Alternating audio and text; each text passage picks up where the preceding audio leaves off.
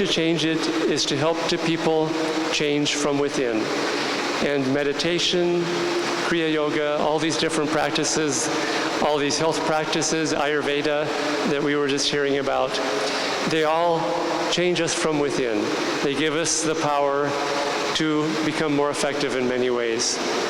One of the ways that Kriya Yoga works with doing this is to help harmonize the emotions and the mind. Most people go through life reacting emotionally to events outside of themselves. And so their life is one roller coaster ride, up and down, out of control, and not having any real center. Kriya Yoga helps one to control what Paramahansa Yoganandaji called the reactive process. This reactive process is the tendency to always be reacting to events outside of ourselves. And Kriya Yoga gives one the power to become a cause rather than an effect. And it does this very simply by giving the practitioner pranayama, or control of the life force. When we have control of the life force, then we become emotionally happy, blissful, no matter what the outer circumstances are. This is demonstrated by the lives of the great saints and masters. They are untouched by what happens around them because they're always in touch with the divine. Because of that, they're able to share their blessings with others. This is something that each and every one of us really has the power and the ability to be able to do, to be a cause rather than an effect, whether it's with our friends, our family, our loved ones, but also with society at large. When we have control of the life force, we can concentrate more easily, we have more energy, the life force in the body and the mind and the emotions are more balanced, and we become simply better, finally fulfilled individuals who are able to help others and serve others. Because these things are not given to us just to help us become better, but also to share and to give to others. This is the beauty of the life of Swami Kriyanandaji. His life was dedicated to bringing the teachings of yoga into society, to help people become better in business, all these things in health, in music, in the arts, because this coming time is a time of great change in the world. We see this. The world is changing before our very eyes. I think in Bangalore, 15 years ago, I've heard that Bangalore was a much calmer, more peaceful town with much less traffic, a lot fewer people. And nowadays, it's just overwhelming with the traffic and the people and the energy, the commotion. This is what Mahavatar Babaji was saying when he understood the complexities and the influence of Western civilization. I have to say I'm not proud, coming from the West, knowing the influence of Western civilization on the world, but I think it's at the point where we can't deny it and push it away. Part of the modernizing of the world is this influence. And in this world of Dvaita, of duality, everything has its pluses and minuses. And rather than trying to change that aspect of it, what we can change is how we learn to deal with it, how we react to it. And so, changing ourselves and developing control of the life force through meditation, through Kriya Yoga, is a way to cope with this very hectic modern lifestyle that's full of stress, full of anxiety, full of restlessness, full of commotion, full of many, many influences trying to pull on us. You see these billboards everywhere driving on the streets, and these billboards are trying to get us to buy into the outward materialistic aspects of Western civilization. They say, either implicitly or directly, if you buy this detergent or buy this car, you will look like me. They show a woman smiling and very happy, and they say, you will be just like me if you just buy this car. And that message gets repeated over and over and over again, often enough, that we start to believe it. And it's time to reverse the direction from going outward to going within. Very shortly, Nayaswami Haridas will share some very simple meditation practices and just teach us the basics of Kriya Yoga. What Yoganandaji brought was a whole lifestyle change. Kriya Yoga is not just a technique, it is actually a way of life. And the way of life includes some practices that give us more willpower and energy, gives us more concentration, gives us harmony and balance, develops our intuition, but also develops the selfless, true nature of the human being that learns to give and to share, to think in selfless terms. And this is why it's been a great delight for me to see thousands of Kriya Yogi practitioners over these decades and seeing how they are changed. In fact, I could say that it's miraculous, the changes I see in people. It doesn't always change every level of life. In terms of Kriya Yogis tend to be much healthier than others, but it changes their reactions to life. This life, in the end, is very short. We're here for 40, 50, 80, 90 years, 100 years if one has the good karma and lifestyle. Many, many people, they live life in such a way that they're almost running away all the time from the higher nature, but also there's a great fear of death. That's one of the greatest fears that people have. And one of the beautiful things that I've seen with Kriya Yoga is that it removes all fears. It gives one a great deal of inner strength and confidence. And I'll just touch on this one area, this great fear that most people have, because it's inevitable. Kriya Yogis also must drop the body. But I have seen without exception that when great Kriya Yogis, simple people like ourselves who practice these things all their life, when they face that final exam, as Swami Kriyanandaji put it, I have seen without exception, they face it not just with courage, but with joy, with bliss, with deep freedom, with deep expansion, and with the small tests also. Everyone must face tests in life. Yoganandaji once put it that an easy life is not a victorious one. And to go through life with easy karma and sitting in a lounge chair by the beach all one's life, you don't grow spiritually. You don't develop the qualities, the divine qualities that are developed through the great battle that is typified or exemplified by the Mahabharata, where the Pandavas had to fight that battle. Krishna urged Arjuna, you must fight. You cannot just surrender and say, okay, I don't want to fight this battle. He had to fight that battle in order to develop the qualities that he needed to develop as a devotee. Yoganandaji taught that that great epic, the Bhagavad Gita, Mahabharata, really is a spiritual allegory about the individual's search for freedom. And in order to win that battle, one must fight the battle.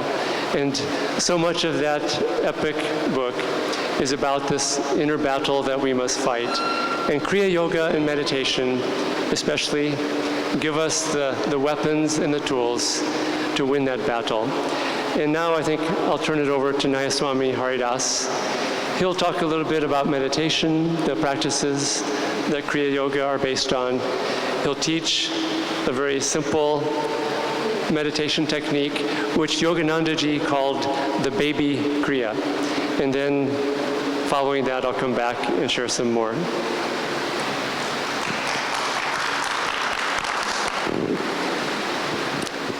Well, it's a joy to be here with all of you. I wanted to share just a little bit about my own personal journey and then start into the meditation technique, a very deep technique that has been around India for many, many, many years. I came to Yogananda in the late 60s, and I was just in high school. And being raised in Los Angeles, I had all kinds of thoughts, like being going into the movie business, or or being a rock star, all of those things.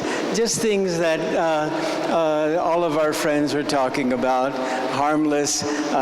Really, I can't say we really had our hearts into that, but that's where we were at the time.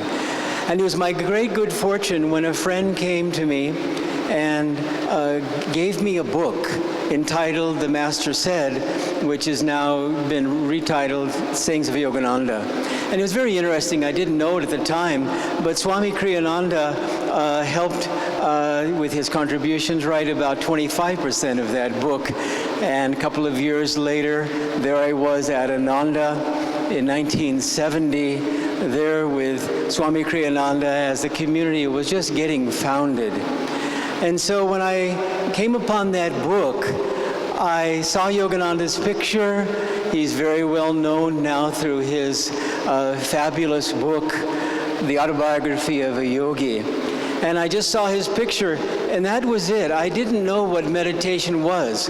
I just looked at his picture, and this is the power of the great saints. And I often think that here in India, it's a saint factory.